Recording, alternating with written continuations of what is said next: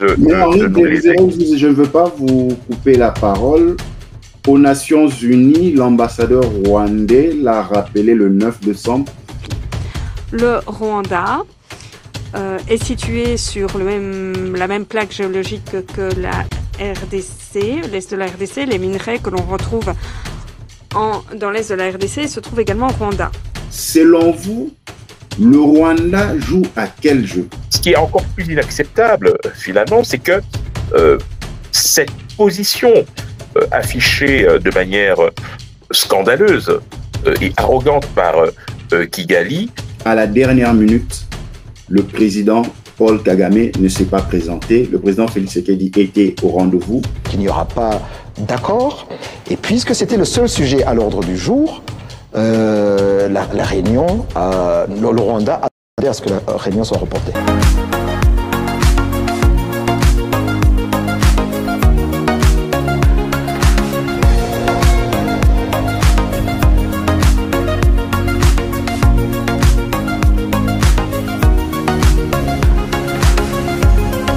De partout vous nous suivez, soyez le bienvenu dans votre nouveau numéro de votre magazine depuis les États-Unis d'Amérique, dans l'État du Texas, plus précisément à Dallas. Pour comprendre les enjeux de l'actualité internationale dans le JT diplomatique, nous reviendrons sur les discours de l'État de la Nation en RDC par le président Félix Tshisekedi ainsi que les accords stratégiques du corridor de Lobito qui redéfinissent les ambitions géopolitiques des États-Unis en Afrique. En exclusivité, nous analyserons les progrès récents dans le processus de Luanda visant à stabiliser les relations entre la RDC et le Rwanda. Nous explorerons également la chute du régime Assad en Syrie après 50 ans de pouvoir et les dynamiques internationales qui l'entourent. Enfin, cap sur l'avenir avec la présentation du Djelani Africa Forum 2025 à Doha et le lancement de la feuille de route RDC-Union européenne pour accélérer le développement économique en RDC. Rétrospective 2024, Donald Trump, homme de l'année, et l'événement international le plus marquant selon vous. Sans plus tarder, nous allons accueillir notre participant depuis Paris en France, Henri Désiré Nzouzi, que nous allons saluer. Henri Désiré Nzouzi, nous vous saluons. Merci de m'accueillir. Henri Désiré Nzouzi, nous étions avec vous dernièrement au Sénégal pour le Biennale d'art. Cette fois-ci, vous n'êtes plus à Dakar, vous êtes à Paris. Quel est l'objet de votre présence à Paris, en France, à cet instant? J'ai été sollicité par le comité du concours Miss RDC Diaspora France pour présider le jury. Et donc, c'est la raison qui m'a amené à Paris. Cet événement s'est très bien déroulé. Donc, c'était le samedi 14 décembre à Gennevilliers. Et c'est avec beaucoup de plaisir que je me suis prêté à cet exercice qui permet finalement à la diaspora congolaise de France de pouvoir élire en son sein celle qui représentera la RDC dans les concours internationaux et qui portera évidemment la parole de tout un peuple qui aujourd'hui n'aspire qu'à une seule chose évidemment, c'est un retour rapide à la paix. Henri Désiré Nzouzi, nos téléspectateurs se posent des questions sur votre dynamisme. Vous parcourez le monde et vous êtes toujours à l'afflux des activités, des initiatives, notamment le networking, les grands salons. Quel est votre secret, Henri Désiré Nzouzi? La passion tout simplement. Je dis souvent que la vocation, c'est lorsque l'on fait de sa passion un métier. Et j'ai toujours été un homme de communication. J'aime représenter les structures, j'aime représenter mon pays autant que faire se peut, en toute humilité, à la place qui est la mienne. J'aime défendre les causes nobles et surtout j'aime me faire le relais d'une opinion nationale qui, aujourd'hui, dans un monde de plus en plus globalisé, a vocation à faire entendre sa voix. Et je pense qu'il n'y a pas de secret à ce niveau-là, et c'est un exercice qui me convient parfaitement et pour lequel je souhaite continuer à me dépenser sans compter.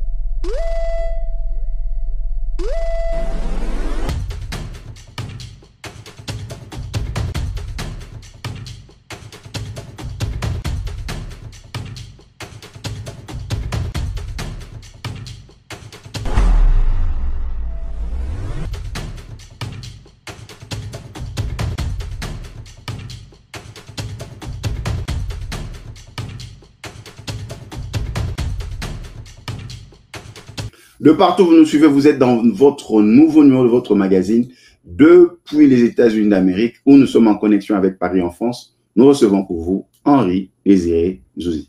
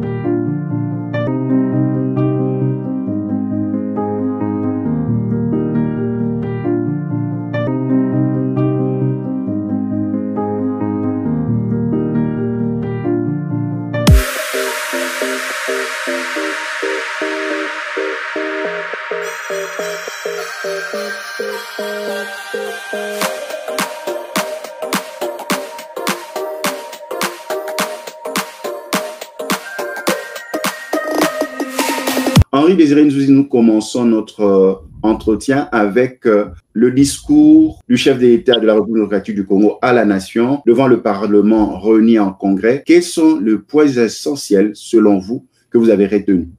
Ce qu'il faut d'abord rappeler, c'est que le discours sur l'état de la nation est prévu par la Constitution, et donc le chef de l'État, une fois dans l'année, s'adresse au Parlement réuni en congrès, donc la Chambre basse, l'Assemblée nationale et la Chambre haute, le Sénat, pour un discours qui se veut à la fois une rétrospective des actes posés, des initiatives prises. On trace également des perspectives sur ce à quoi peuvent s'attendre les Congolais, la population, la nation tout entière pour les 12 prochains mois et au-delà.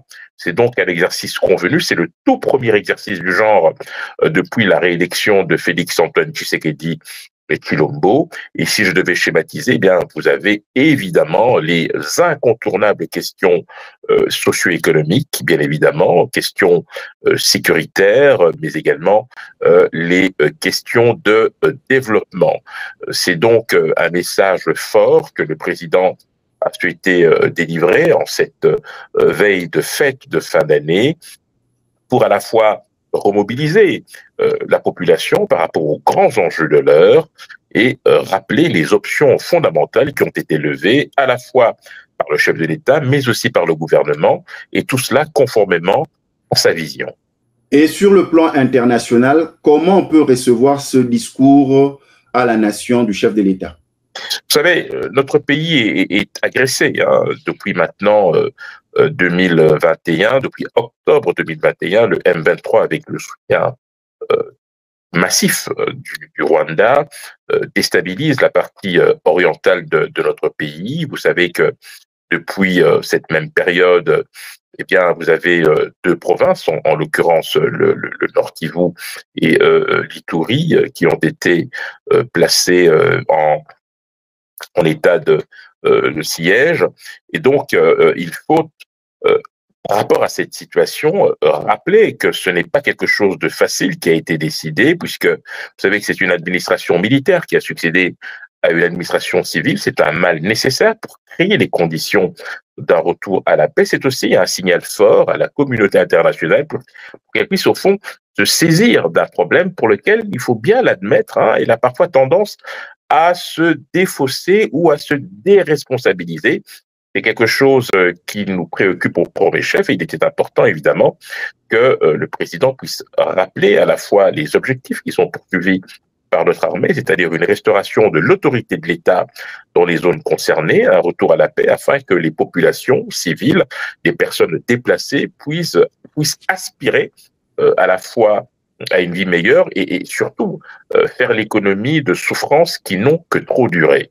Nous allons aller à la régie suivre un extrait sur le discours concernant l'état de la nation du chef de l'État et nous revenons après. Nous consomme ces denrées chaque jour. Ce geste a pour but principal d'alléger le coût de la vie et de favoriser le bien-être de nos concitoyens. Dans un tout autre registre, je voudrais dire particulièrement aux Quinoises et aux Quinois que je partage avec vous la préoccupation des embouteillages quotidiens qui compliquent les déplacements dans la ville.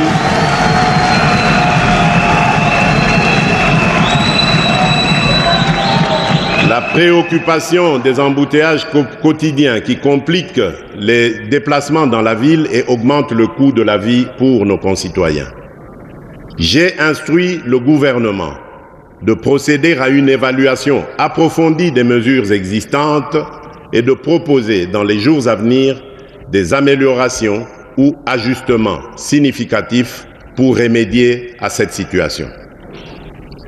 Honorable Président de l'Assemblée nationale, honorable Président du Sénat, honorables députés nationaux et sénateurs, distingués invités, Mesdames et Messieurs, mes très chers compatriotes, la République démocratique du Congo s'est dotée du plan national stratégique de développement, le PNSD 2024-2028, un cadre ambitieux pour concrétiser la vision. Nous recevons pour vous Henri Désiré Nzouzi depuis les États-Unis d'Amérique. Nous sommes en connexion avec Paris.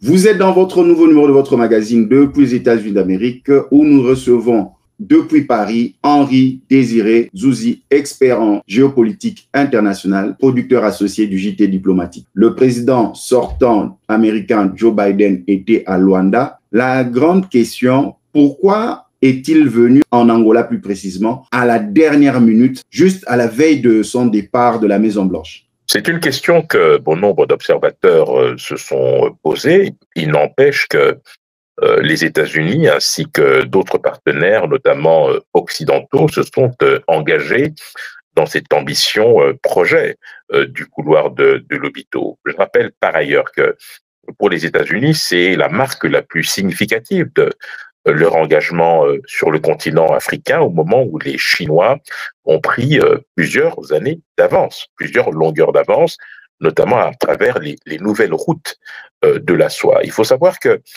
ce couloir de Lobito, qui est long d'à peu près 1800 km, traverse à la fois l'Angola, la RDC et la Zambie et devrait permettre à terme de pouvoir acheminer à bon port, c'est le cas de le dire, au port de Lobito, les minerais à la fois critiques et stratégiques qui sont utiles à la transition énergétique et qui permettent évidemment de pouvoir maintenir et garantir les chaînes d'approvisionnement par rapport aux gros pays consommateurs de matières premières. Il faut rappeler à ce propos que, à l'heure actuelle, les Chinois qui opèrent sur le territoire congolais ont effectivement, depuis plusieurs années déjà, mis au point un circuit qui leur permet notamment d'exporter par le port de Dar es Salaam et par d'autres voies, et mettant évidemment en difficulté les ambitions occidentales au moment où nous assistons à une véritable bataille par rapport aux minerais critiques qui sont véritablement au cœur de la guerre économique qui se profile pour les 30 prochaines années. La RDC, qui fait partie des tout premiers producteurs mondiaux de cobalt, de coltan, de lithium et d'autres minerais critiques, est véritablement au cœur de ces enjeux. Il était donc tout à fait normal que le pays soit associé de près à ce projet. Il faut rappeler par ailleurs que en décembre 2023, lorsque Joe Biden avait reçu les chefs d'État africains à Washington, un accord tripartite avait été signé notamment entre les États-Unis, la RDC et la Zambie, et plus particulièrement par ces deux pays pour développer une chaîne de valeur dans l'industrie de la batterie avec, bien évidemment, les métaux critiques. C'était une manière pour les Américains de contrarier les ambitions chinoises en la matière, puisque vous le savez, compte tenu de la présence massive de la Chine, notamment dans l'ancienne grande province du Katanga, il était important de rééquilibrer d'une certaine manière le circuit d'approvisionnement en réduisant notamment le temps de transport entre la zone de production et la zone d'exportation.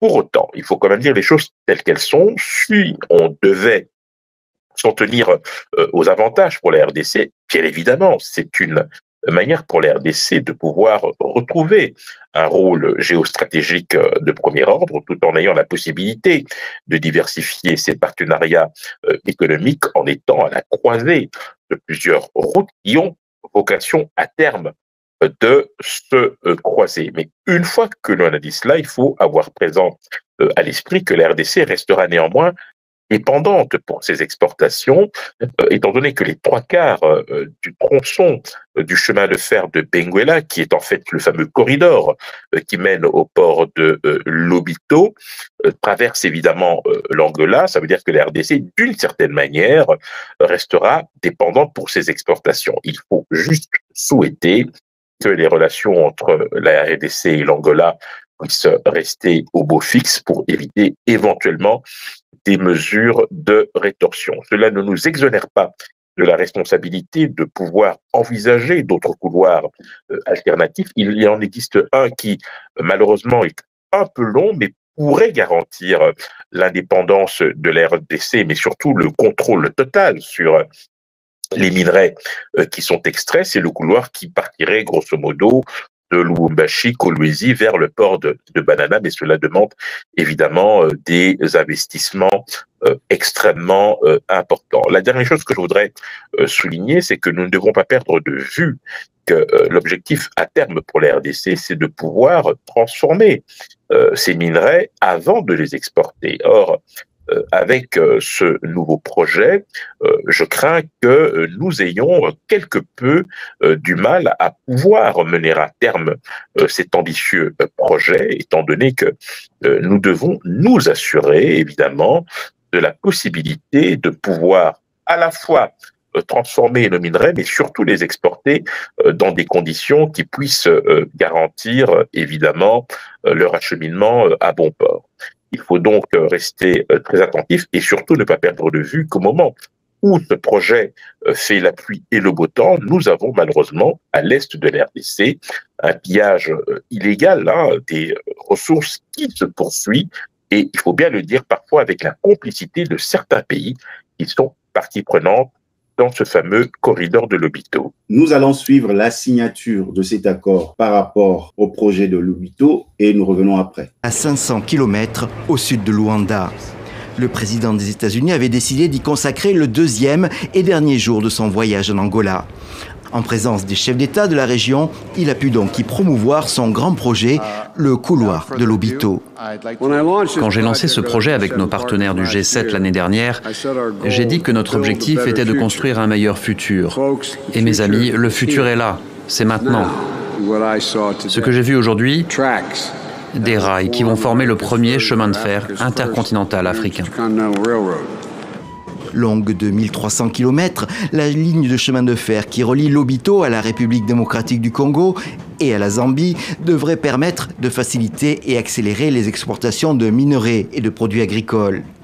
Le corridor de Lobito est bien plus qu'un axe de transport. C'est une opportunité unique d'intégration régionale, de transformation économique et d'amélioration des conditions de vie de nos concitoyens.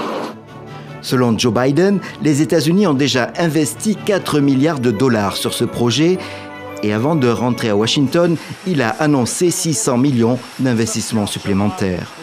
Joe Biden a terminé à Lobito son premier voyage officiel en Afrique à quelques semaines de la fin de son mandat. Henri Désiré Nzuzi, de la République démocratique du Congo, la Zambie, la Tanzanie et l'Angola, qui sont le vrai gagnant de cet accord? Incontestablement l'Angola, puisque vous avez les 3/4 du tronçon qui traverse le pays. La RDC, dans une certaine mesure, avec la réhabilitation de certaines voies, environ 450 km en territoire congolais, qui permettra évidemment de désenclaver certains territoires. Je rappelle que de manière beaucoup plus globale, la RDC est un pays semi-enclavé, ce qui place le pays évidemment au cœur de plusieurs routes, voire corridors, qui à terme finiront par se croiser. Mais c'est une formidable opportunité pour la RDC de pouvoir assurer et garantir son développement. Mais il faut bien évidemment dans ce contexte-là que la RDC soit attentive et puisse défendre ses intérêts coûte que coûte, car il est important de ne pas passer d'une dépendance à une autre. De partout où vous nous suivez, nous sommes en connexion entre Dallas et Paris, où nous recevons pour vous Henri Désiré Nzuzi.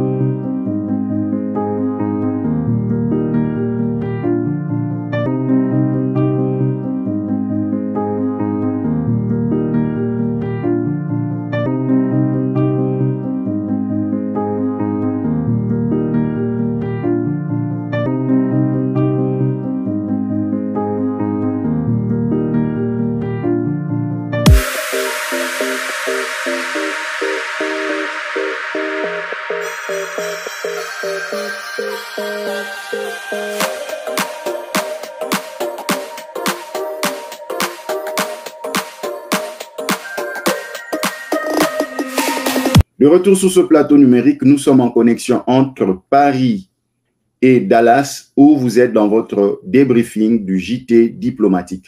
Henri Désiré Nzuzi, le processus de Luanda, ce 15 décembre 2024, était prévu la rencontre entre le président Félix Tshisekedi de la République démocratique du Congo et son homologue Paul Kagame du Rwanda.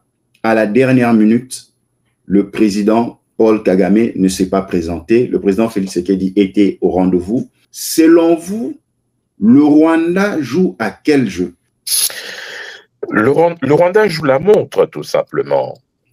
Le Rwanda joue la montre parce qu'en réalité, le Rwanda n'a aucun intérêt à ce qu'un accord soit signé à l'heure actuelle.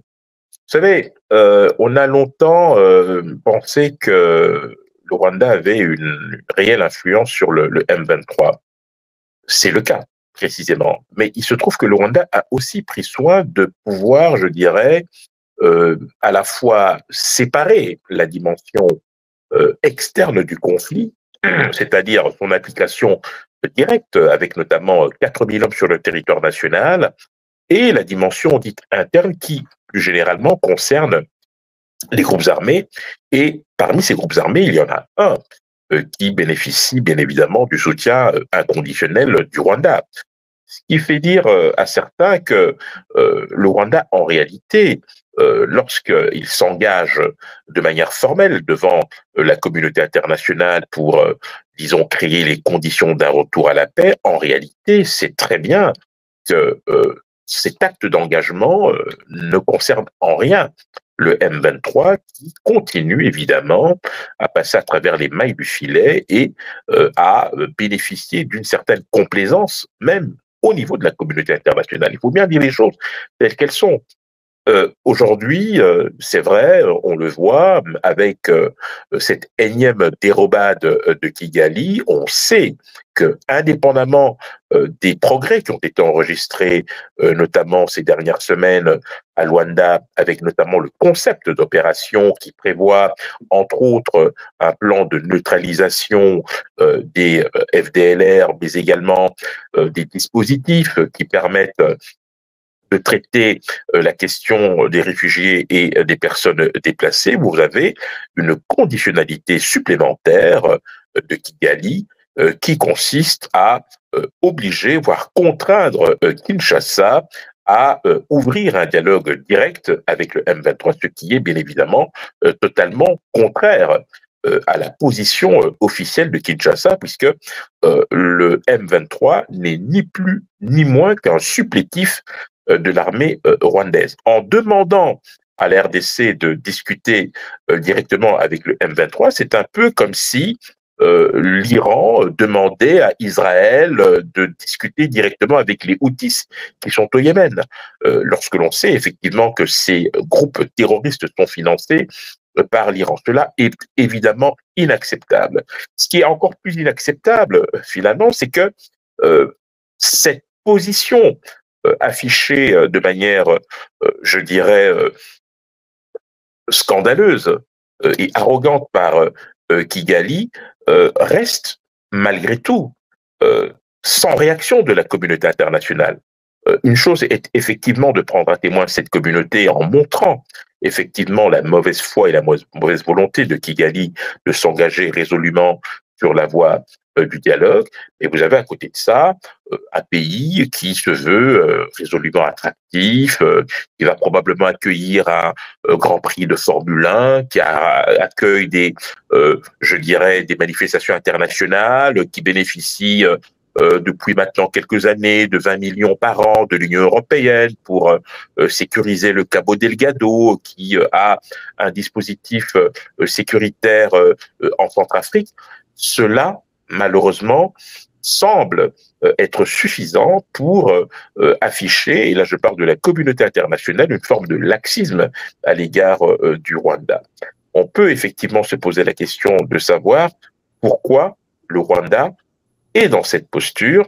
La vérité est toute simple, c'est que le Rwanda a intérêt à ce que la situation pourrisse, à ce que sur le terrain, il y ait des évolutions qui lui soient favorables, ou en tout cas perçues en tant que telles, et surtout s'exonérer de sa responsabilité sur les événements qui se passent à l'Est, parce que je peux vous dire que si Paul Kagame était venu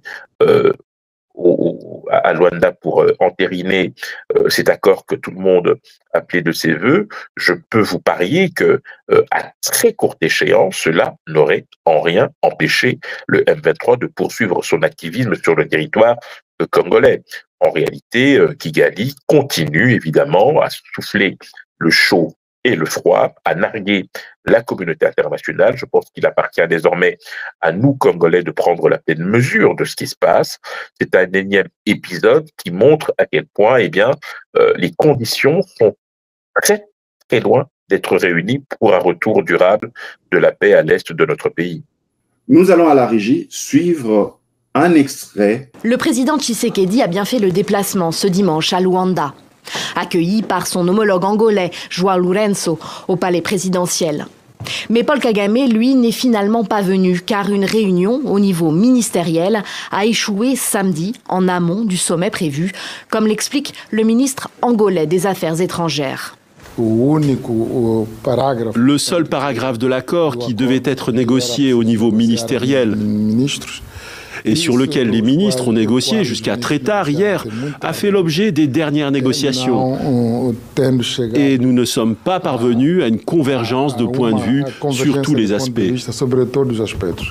La partie rwandaise, au contraire, assure que Kinshasa avait donné son accord de principe, dans un autre cadre, assez pour parler direct avec le M23, qui est pour elle un mouvement congolais. On a été surpris. Alors que le gouvernement de la RDC, selon cette communication, avait accepté de dialoguer avec le M23, donc on a été surpris de voir que la ministre de la RDC a rejeté pendant plusieurs heures ce dialogue, le mot dialogue avec le M23. Et puis à la fin de la réunion, on a constaté qu'il n'y aura pas d'accord. Et puisque c'était le seul sujet à l'ordre du jour, la réunion, le Rwanda a demandé à ce que la réunion soit reportée. Dans un communiqué, la présidence congolaise explique. Le Rwanda a présenté un nouveau préalable à la signature du dit accord, à savoir la tenue d'un dialogue direct entre la République démocratique du Congo et le groupe terroriste M23. Une condition de dernière minute, selon Kinshasa, qui rejette cette exigence rwandaise. La ministre congolaise des Affaires étrangères était du voyage. Elle accuse Kigali d'avoir fait capoter cet espoir d'accord de paix. Nous avons tous pu constater hier que le Rwanda, la République démocratique du Congo et l'Angola étaient très proches d'avoir un accord de paix. Mais que le Rwanda a fait le choix de supporter et de continuer son appui envers le M23 aux dépens d'une perspective d'une paix et d'un accord de paix. Entre la paix et le M23, le Rwanda a choisi le M23. Henri Désiré Nzuzi, vous avez suivi le ministre des Affaires étrangères du Rwanda. Un représentant rwandais peut avoir cette attitude en parlant comme si c'était le représentant russe devant l'Ukraine. Vous savez, il faut dire les choses telles qu'elles sont. Lorsque vous analysez froidement la position actuelle de la communauté internationale, je pense à l'Union européenne notamment, je pense au Conseil de sécurité des Nations Unies, vous noterez que dans leurs déclarations, ils renvoient systématiquement dos à dos Kinshasa et Kigali. Quand Kinshasa parle d'un soutien évident, massif et manifeste du Rwanda vis-à-vis du M23, dans le même temps, vous avez certaines capitales qui pointent la présence des FDLR en territoire congolais et leur utilisation éventuelle dans les offensives ou contre-offensives menées par l'armée congolaise. C'est donc une manière de les renvoyer dos à dos.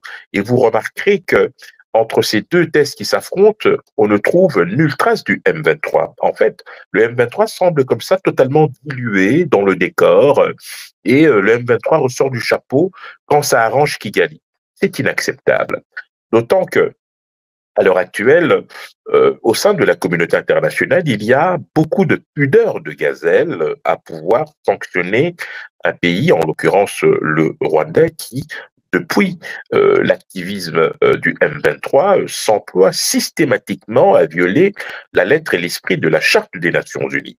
Lorsque vous avez, par exemple, l'Organisation internationale de la francophonie, pour ne pas la citer, qui est totalement incapable de pouvoir condamner un pays agresseur qui plus est récalcitrant, lorsque vous avez une Union européenne qui fait l'impasse sur la situation qui prévaut à l'est de la RDC pour financer à bon compte une opération de sécurisation de l'armée rwandaise dans le Cabo Delgado et qui, dans le même temps, et je pense que nous pourrons en parler tout à l'heure, signe notamment en date du 19 février 2024 à Bruxelles un mémorandum d'entente avec le Rwanda sur la chaîne de valeur des minerais critiques, il y a lieu véritablement de se poser des questions. C'est comme si, au fond, finalement, le Rwanda bénéficie d'une sorte d'absolution, d'une sorte, je dirais, de passe-droit qui lui permet de continuer à agir en toute impunité avec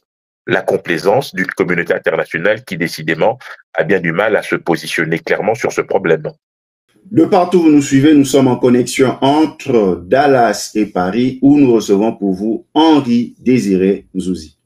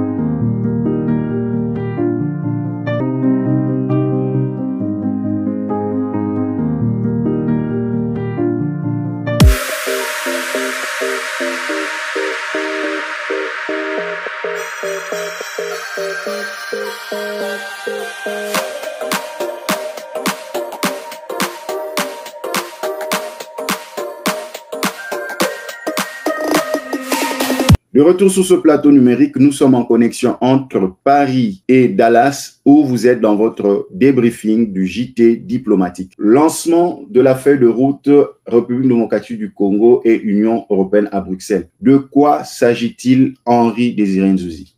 Du 10 au 13 décembre 2024, le ministre des Mines, Kizito Pakabomba, a mené une mission stratégique à Bruxelles axée sur le renforcement des partenariats avec l'Union européenne et la promotion d'un secteur minier transparent et durable.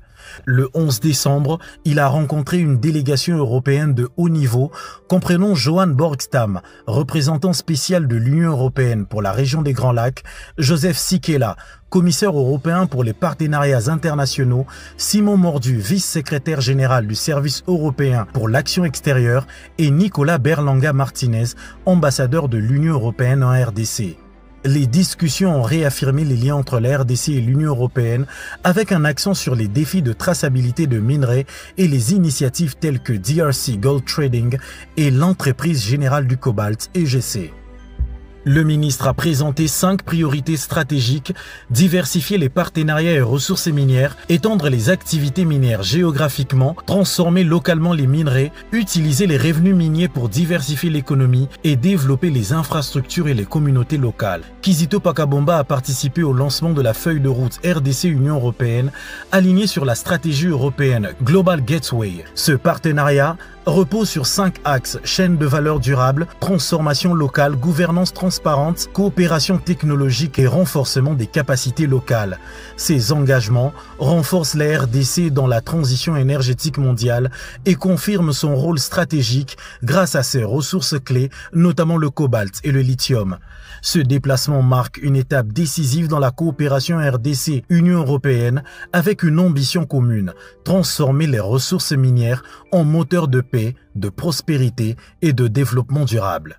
Alors, ici, je voudrais vraiment attirer l'attention de ceux qui nous suivent sur la chose suivante. En date du 26 octobre 2023, la République démocratique du Congo et l'Union européenne ont signé un document. Si vous le permettez, je vais vous lire l'intitulé parce que ça me paraît quand même essentiel. Et donc, il s'agit en fait d'un mémorandum donc signé, je viens de le dire, en date du 26 octobre, et qui précisément parle de la nécessité de pouvoir justement créer des chaînes de valeur, notamment dans les minerais critiques. J'aimerais juste vous lire un extrait, parce que c'est très important et vous comprendrez pourquoi j'en parle. Donc, il s'agit d'un protocole d'entente sur un partenariat sur les chaînes de valeur durables des matières premières critiques stratégiques entre la RDC et la Commission européenne. L'objectif, évidemment, de ce mémorandum est d'établir donc un partenariat stratégique sur ces chaînes de valeur durables. Dans ce cadre, les deux parties, évidemment, s'entendent pour renforcer cette coopération dans le domaine des chaînes de valeur mondiales durables y compris, et c'est important, dans les chaînes de valeur de matières premières critiques et stratégiques qui soutiennent la transition vers l'énergie propre et la transition numérique. Ce qui est intéressant ici, et vous comprendrez pourquoi je vais faire le lien, c'est ce protocole d'entente envisage de définir le cadre d'un engagement commun visant à renforcer la coopération dans le domaine de ces chaînes de valeur dans 5 domaines de collaboration. L'intégration des chaînes de valeur durables, la mobilisation de fonds pour le développement des infrastructures nécessaires au développement de la chaîne de valeur, la coopération en vue de parvenir à une production, un approvisionnement et une valorisation durable et responsable des matières premières, la coopération dans le domaine de la recherche et l'innovation, et enfin le renforcement des capacités pour faire respecter le cadre normatif, le renforcement de la formation et du développement des compétences liées à la chaîne de valeur en matière première critique et stratégique. Ce texte a été signé le 26 octobre 2023. Le 19 février 2024, à Bruxelles, eh bien, l'Union européenne signait exactement le même document, quasiment dans les mêmes termes, avec le Rwanda. La réaction de la RDC ne s'était pas fait attendre, puisque, vous le savez, notre pays étant agressé, le Rwanda étant pas connu comme étant producteur de matières premières et de minerais critiques, le gouvernement congolais est monté au créneau pour fustiger l'attitude de l'Union européenne. Et puis, plus rien. On a laissé faire les choses, ce qui est un peu surprenant compte tenu du fait que c'est une situation qui n'en finit pas de nous léser. Je ne veux pas vous couper la parole. Aux Nations Unies, l'ambassadeur rwandais l'a rappelé le 9 décembre que la RDC et le Rwanda étaient dans une même zone géographique, tectonique, que les minéraux de la RDC se retrouvaient aussi sous la terre rwandaise. Madame la Présidente, je voudrais donner quelques éclaircissements quant à l'exploitation minérale et aux mythes qui l'entourent. La question des minerais et de la richesse du Congo a toujours été mentionnée comme une cause du conflit. L'exploitation des minerais a pour objectif de détourner l'attention de la communauté internationale des véritables racines du conflit. Le Rwanda est situé sur la même plaque géologique que la RDC, l'est de la RDC. Les minerais que l'on retrouve dans l'est de la RDC se trouvent également au Rwanda.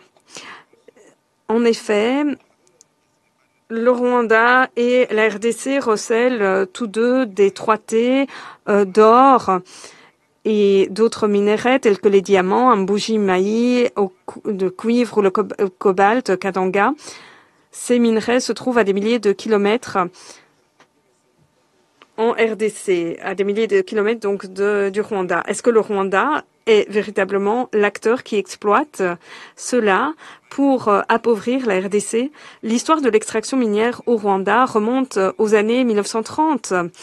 Lors de l'époque coloniale belge, cette industrie minière n'a cessé de croître grâce aux technologies et aux investissements.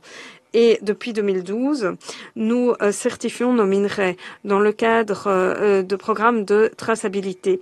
La seule solution pour contrer l'exploitation illégale dans la RDC, dans l'est de la RDC, est de mettre en place des infrastructures, des législations, des mesures de réglementation du commerce, ce qui n'est pas possible sans paix.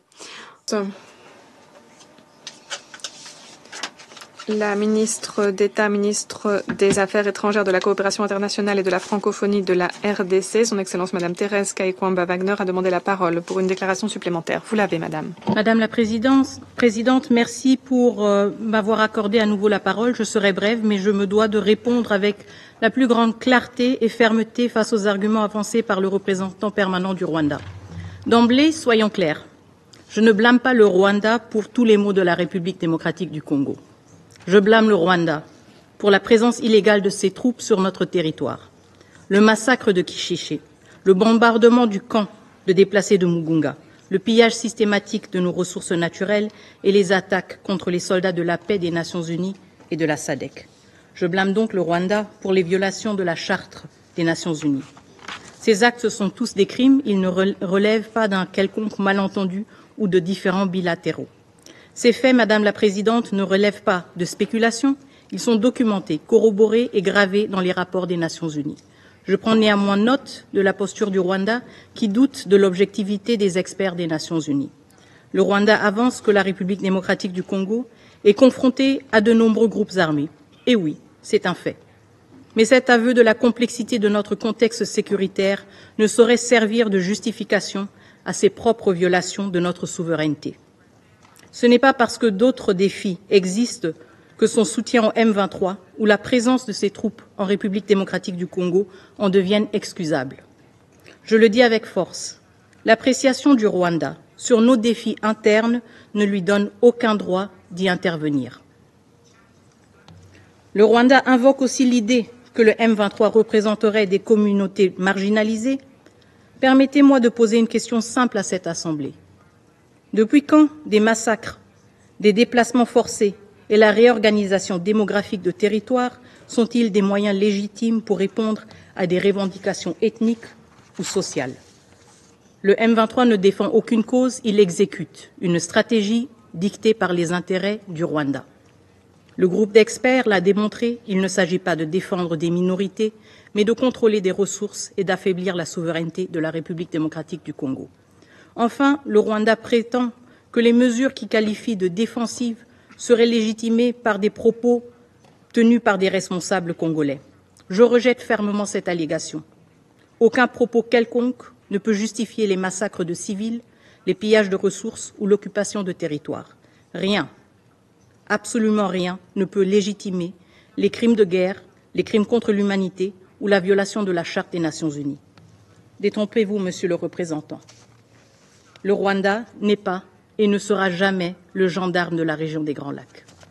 Vous savez, il y a des études géologiques qui prouvent le contraire. En réalité, ce que l'on sait, c'est que depuis de nombreuses années, et les chiffres sont là pour l'attester, le Rwanda revient régulièrement dans le classement de pays exportateurs de métaux critiques, alors qu'en fait, il s'agit de la conséquence du résultat d'une exploitation illégale et d'un pillage systématique.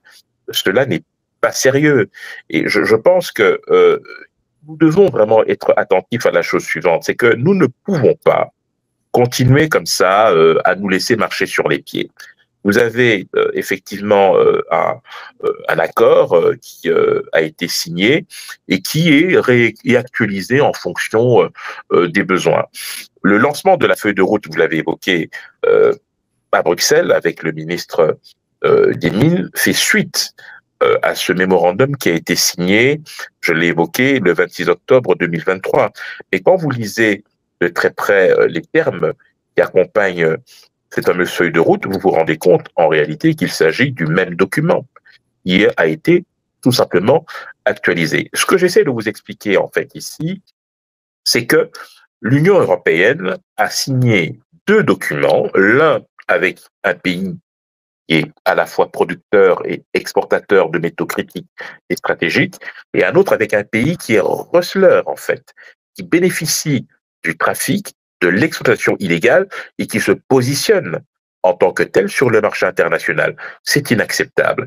Et face à ce genre de situation, j'aurais souhaité pour ma part que nous puissions, nous, en tant que RDC, avoir, je dirais, une attitude beaucoup plus ferme à l'égard de l'Union européenne. Parce que l'Union européenne, en fait, agit en fonction de ses propres intérêts.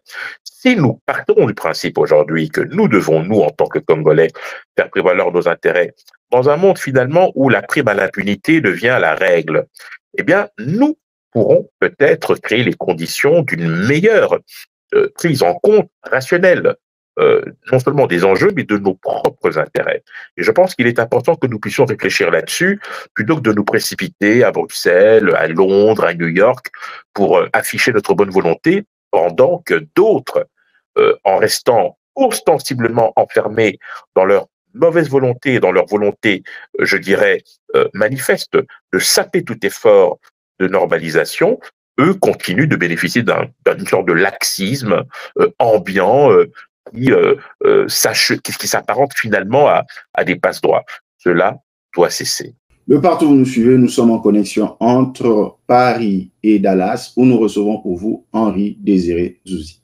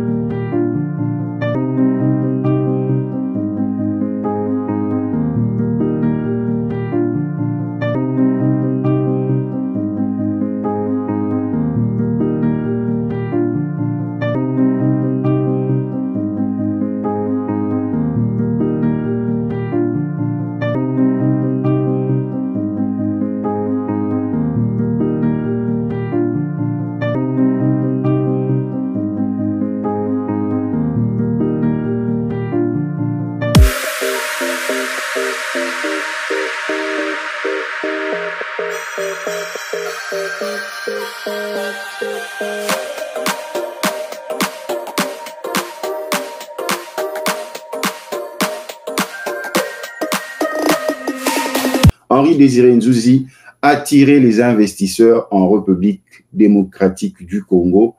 Ça va se faire avec les Qataris, avec le forum Djelani Africa à Doha 2025. Pouvez-vous nous en parler parce que vous avez organisé une grande activité à Kinshasa pour sensibiliser sur ce forum? Je pense qu'il est important de rappeler que la RDC est une terre d'opportunités qui attire de nombreux investisseurs.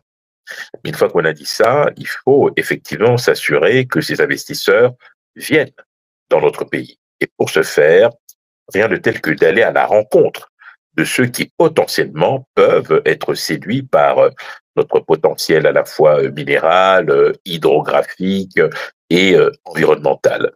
Nous avons fait le pari d'organiser au printemps prochain ce forum business et investissement qui aura un triple objectif. Le premier, c'est de faire matcher les opérateurs économiques congolais en quête de débouchés nouveaux à l'international avec évidemment l'écosystème qatari. La deuxième chose, c'est conforme à la volonté du président d'améliorer le climat des affaires de manière qualitative, c'est de pouvoir effectivement rassurer les Qataris sur les conditions dans lesquelles ils peuvent sereinement investir dans notre pays. Et puis, troisième objectif, et non des moindres, c'est pouvoir présenter des projets ambitieux à la fois d'infrastructures et dans d'autres domaines qui permettront à la fois aux Qataris de pouvoir faire la démonstration de leur savoir-faire dans certains domaines et surtout de créer des liens, des ponts durables entre les écosystèmes économiques congolais et qataris pour pouvoir converger ensemble. Le Qatar est très actif par le biais de ces différents fonds souverains notamment, qui sont très fortement alimentés et qui agissent à travers des entreprises qui ont déjà pris pied dans certains pays africains. La RDC est probablement le plus grand des pays dans lesquels le Qatar pourrait effectivement trouver un intérêt, je dirais, à s'implanter. Depuis le 1er juin 2024, vous avez une liaison directe entre Kinshasa et Doha, ce qui est une porte ouverte à la fois vers le Qatar et vers la République démocratique du Congo, et ça peut effectivement créer les conditions d'un échange à la fois commercial et économique entre les deux pays. Et donc, notre objectif est évidemment de pouvoir vendre le label RDC à l'international dans le cadre d'un forum qui ne sera pas seulement réservé aux parties congolaises et qataris, mais qui impliqueront également d'autres pays africains. Nous avons déjà, pour l'instant, enregistré pas mal de demandes venant d'autres pays qui souhaitent effectivement s'associer à cette démarche, mais la RDC sera bien évidemment le pays à l'honneur. De partout où vous nous suivez, nous sommes en connexion entre Dallas et Paris, où nous recevons pour vous Henri Désiré Nzouzi.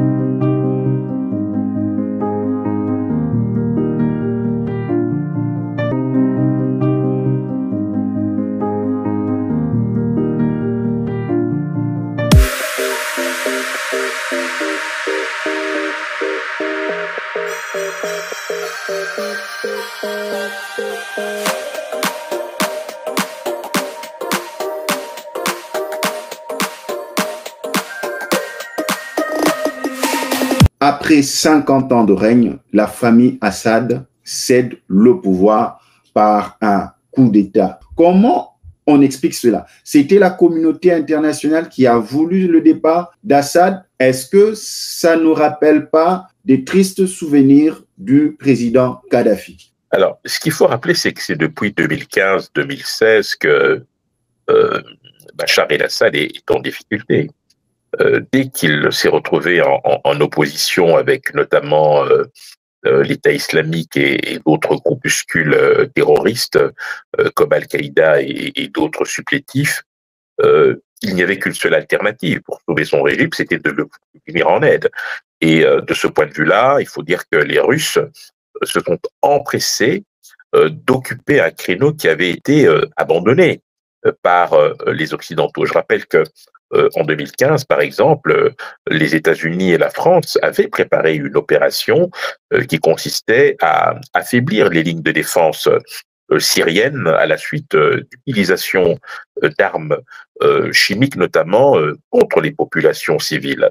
Et vous comprendrez que face à ce vide créé par les Occidentaux, les Russes ont décidé de venir en soutien du régime de Bachar pour repousser les assauts notamment de l'État islamique, ce qui fut fait, vous l'aurez compris. En 2022, lorsque les Russes décident leur opération spéciale en Ukraine, on assiste à une véritable bascule géopolitique et stratégique que l'on a observé d'ailleurs lors du premier vote à l'Assemblée générale, lorsque vous avez une disparité des votes, notamment parmi les pays africains, entre ceux qui hésitaient à condamner la Russie, ceux qui jouaient la prudence et ceux qui se sont abstenus. On a ensuite assisté aux événements malheureux du 7 octobre 2023, lorsque le Hamas a massacré un peu plus d'1 millier d'Israéliens, avec la réaction qui s'en est suivie et qui a bien évidemment, je dirais, aggravé une situation sécuritaire dans la sous-région qui s'est évidemment développée ces dernières semaines avec notamment le conflit qui s'est exporté au Liban, mais qui s'est aussi invité en Iran, suite évidemment aux attaques qui ont été menées par l'Iran contre l'État hébreu. Cette généralisation du conflit a fait détourner d'une certaine manière l'attention sur ce qui se passait réellement en Syrie. Je rappelle, et c'est quand même important de le souligner, c'est que l'Iran était d'une certaine manière attentif à la situation en Syrie parce que le Hezbollah libanais, qui est une milice chiite pro-iranienne, soutenait aussi à bout de bras le régime de Bachar el-Assad, mais l'affaiblissement du Hezbollah suite évidemment aux attaques israéliennes au sud Liban et dans les environs de Beyrouth ont fait perdre un atout important à Bachar el-Assad dans sa ligne de défense. Ajoutez à cela l'effort conséquent que la Russie consent sur le front ukrainien, vous avez la première conséquence évidemment visible, c'est une démobilisation sur les différentes lignes de front et une possibilité qui finalement s'est offerte au groupe HTS dirigé par Al-Julani pour mener une incursion et pour avancer de manière spectaculaire, contraignant évidemment Bachar el-Assad et sa famille à trouver refuge en Russie. Cet épisode est extrêmement marquant parce qu'il montre la ligne de fracture dans laquelle nous nous trouvons aujourd'hui. Vous avez désormais des acteurs majeurs comme la Turquie qui ont véritablement tiré leur épingle du jeu dans cette opération, parce que vous le savez, le grand problème de la Turquie, c'est ce qui se passe au nord de la Syrie, avec notamment cette partie occupée par les Kurdes, que les Turcs ne veulent pas voir évidemment transformée en entité autonome. Il fallait donc affaiblir considérablement la Syrie, ce qui est fait avec le départ de Bachar el-Assad, pour essayer de créer un ordre nouveau. Aujourd'hui, au moment où nous parlons, je vous informe que les canaux de communication ont été ouverts entre, d'une part, Londres et le groupe HTS, mais aussi l'administration Biden, puisque Anthony Blinken a établi également comment dirais-je, un canal de communication avec cette rébellion qui est désormais au pouvoir à Damas. Et vous verrez que les Occidentaux seront contraints d'une certaine manière, je ne dirais pas à négocier, mais en tout cas à discuter avec les nouvelles autorités fut-elles rebelles. Je rappelle qu'Al-Julani est un ancien transfuge, en tout cas, d'Al-Qaïda, puisque lorsqu'il y a eu, non pas scission, mais disons création de la branche Al-Nosra en Syrie, eh bien, il a pris ses distances, changeant radicalement de discours, puisque vous savez que dans son entendement aujourd'hui, il faut garantir le respect des minorités, notamment religieuses, ce qui est un fait assez nouveau et, je dirais, inattendu de la part de quelqu'un qui a toujours prôné le djihad. Je ne pense pas qu'il ait renoncé à cette ambition, mais nous allons avoir affaire à un interlocuteur qui mettra vraisemblablement de l'eau dans son vin pour se rendre acceptable aux yeux de l'opinion publique occidentale. Suivons un élément sur la Syrie et revenons après. La vieille ville de Damas, des coups de feu annoncent aux habitants l'arrivée des rebelles dans la capitale syrienne. Le jour n'est pas encore levé, mais déjà, le sentiment que rien ne sera plus jamais pareil. Vers 3 heures du matin, le groupe Hayat Tahrir el-Sham affirme avoir libéré les détenus de la prison de Sadnaya. Puis, un peu plus tard, la fuite du président syrien, avant de proclamer sur Telegram le début d'une nouvelle ère pour la Syrie. Rapidement, le Premier ministre se dit prêt à coopérer. Nous sommes prêts à coopérer avec tout leadership choisi par le peuple syrien, en lui fournissant toute l'aide possible pour assurer un transfert sans encombre des différents dossiers gouvernementaux. La nuit s'est dissipée et dans la capitale, les premières explosions de joie. À la télévision publique syrienne, les rebelles appellent à sauvegarder les biens de l'État. Avec l'aide de Dieu, la ville de Damas a été libérée. Le régime du tyran Bachar al-Assad a été renversé et tous les prisonniers des prisons du régime ont été libérés. Le centre d'opération demande à tous les frères, aux djihadistes et aux citoyens de préserver tous les biens de l'État syrien. Vive la Syrie libre! Un immense drapeau des rebelles syriens est porté dans Damas, une ville désertée ces dernières décennies par des centaines de milliers d'habitants ayant fui la répression du régime. Peu avant, cette nuit, Homs est tombée elle aussi, tout comme Deraa, Hama et Alep avant elle. Les rebelles appellent les millions de Syriens réfugiés à l'étranger à rentrer en Syrie. Selon l'Observatoire syrien des droits de l'homme, Bachar el-Assad, lui, a quitté le pays via l'aéroport de Damas avant que les membres des forces armées de sécurité ne s'en aillent. De partout où vous nous suivez, nous sommes ici à Dallas, en connexion avec Paris, où nous recevons pour vous Henri Désiré Zouzi.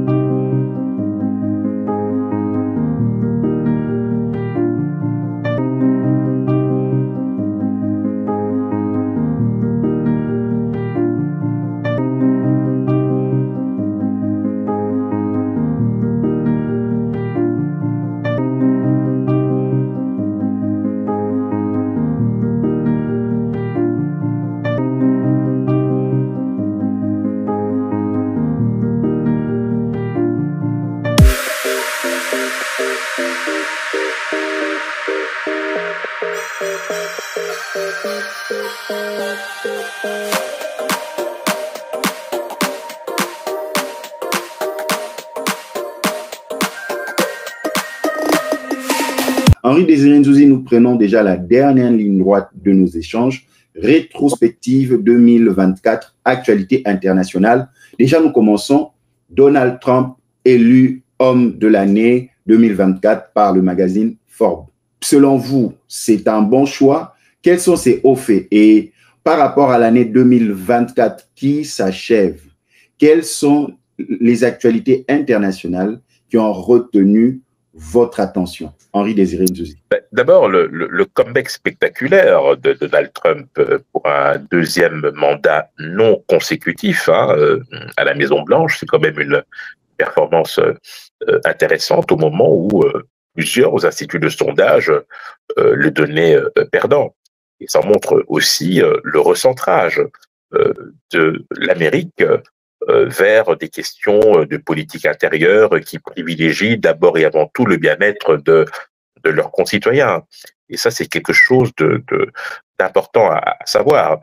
Nous allons assister dans les prochains mois, probablement dans les prochaines années, à une sorte de repli stratégique des États-Unis vers, je dirais, son épicentre, parce que les États-Unis ont le sentiment, depuis de longues années, d'avoir été utilisés par ses alliés occidentaux. On pense évidemment à l'OTAN et une manière pour les États-Unis de Donald Trump de placer désormais chaque partenaire devant ses responsabilités. Ça, c'est la première chose. La deuxième chose qu'il faut peut-être retenir, c'est que nous avons aujourd'hui, au moment où nous assistons à une multiplication de foyers de tension, on ne va pas les rappeler, vous avez Gaza, vous avez le Liban, la Syrie, vous avez bien évidemment l'Ukraine et quelques, je dirais, conflits résiduels ça et là. Vous avez aujourd'hui une communauté internationale qui est absorbée par des problèmes d'ordre sécuritaire, qui montrent la difficulté pour des organismes comme les Nations Unies qui fêtent l'an prochain ses 80 ans, c'est quand même important de le soulever. La prochaine Assemblée générale sera véritablement historique et devrait, à mon sens, être une opportunité pour réformer en profondeur une institution qui a, il faut bien le dire, franchi le cap des 80 ans et qui n'est plus du tout adaptée à la réalité actuelle. Parmi les autres faits important, nous pouvons aussi noter le fait que aujourd'hui en Afrique, il y a un sentiment anti-français qui s'est manifesté, notamment dans 3 pays où la France n'est plus du tout présente, ou en tout cas a été priée de plier bagage. Le Burkina, le Mali, le Niger. Dernièrement, nous avons assisté à la rupture de l'accord de coopération militaire entre le Tchad et la France. Le Sénégal a aussi demandé à la France de bien vouloir réduire considérablement sa présence militaire.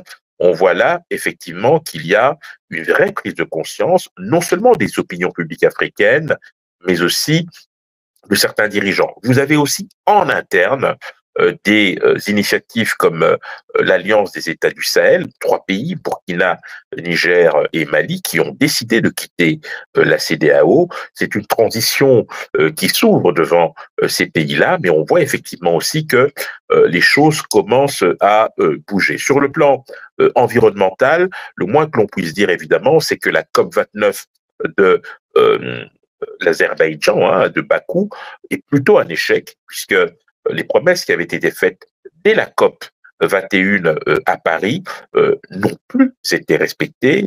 L'enveloppe a même sensiblement diminué, ce qui montre bien la difficulté des pays pollueurs les plus importants, des priorités qu'ils sont obligés d'adapter en fonction de la situation du moment. Je rappelle que avec l'invasion russe en Ukraine, ce sont les chaînes d'approvisionnement énergétique de l'Europe qui ont été mises à mal.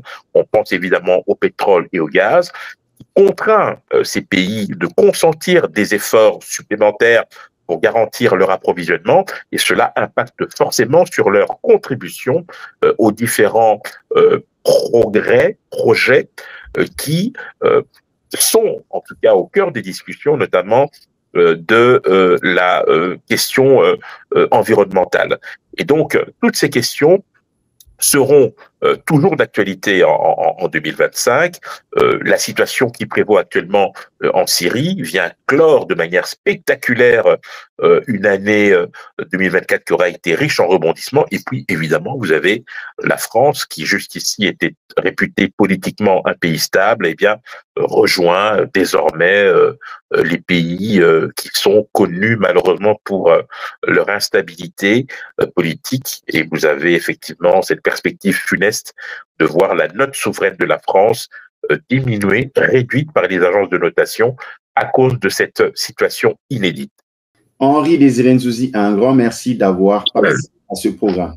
Merci infiniment de m'avoir invité. De partout où vous nous avez suivis, nous étions dans le débriefing du JT diplomatique depuis Paris en connexion avec Dallas, où nous avons reçu pour vous Henri Désiré Nzouzi. De partout où vous nous avez suivis, restez branchés à nos programmes. Que Dieu vous bénisse. À la prochaine. Ciao.